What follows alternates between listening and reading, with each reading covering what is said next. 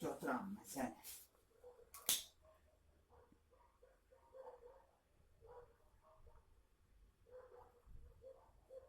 Oturma böyle oturamam.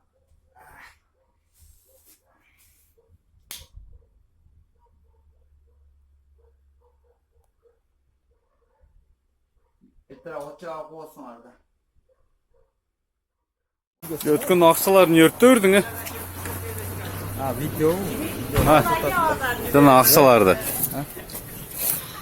5 minutlar niye güyüp etti? Tas bağlat şey, tas bağla. Yumuzlak bırak. Çıkar orada. Normalde ısıdığının 35 binge. Keşke kızık etti bu.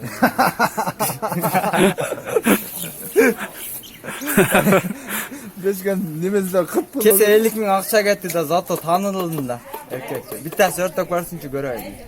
5 zaman merte albayt değil ha? 5 babanın ama örtek ödemez akçasın. Erkekçe milyoner. Niye de? Yemezsin Cembek misin? Ben biletkem abi.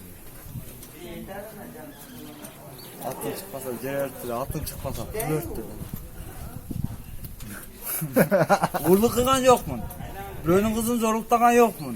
İşte kumuş kıgan yerim yok. Örtürsem özüm pulum örttüm. Bir ön peçkasına var bu güzü yürgen yerim yok. Hadi razna şatılan nemeler. Radına razam çıkıyorum. Burada gün tün depin hem habette hem çıkıyorum erkekçe. Kaysı veske? Liboy vesine çıkıyorum. Erkekçe. Muşta söylese böyle kötü öğrenin. Sen atacağın familyanın bir yol ayıtmasın mı? Ayıp var mı yani? Milisi arlaşsın mı arlaşmasın mı? Milisi arılaşmasın. Andaya adatım yok. Erkekçe. Ata milisa için milisan caman görem ben için. Açıkını aytayım. Milisi arılaşmasın. Familiyat adres aytıp koy. Ya muşunu koygula çe. Muşunu koygula. Adres de aytmasanız bile tanıyın deydi dostum. Ya adres bir ayıt koyar. Bu canı neme de. Adam da. Bu canı. Ben 40'a çıkan adam mı? Muştaşbayım ben. Açıkını aytayım. Prosto baldar çıkarıyor gen.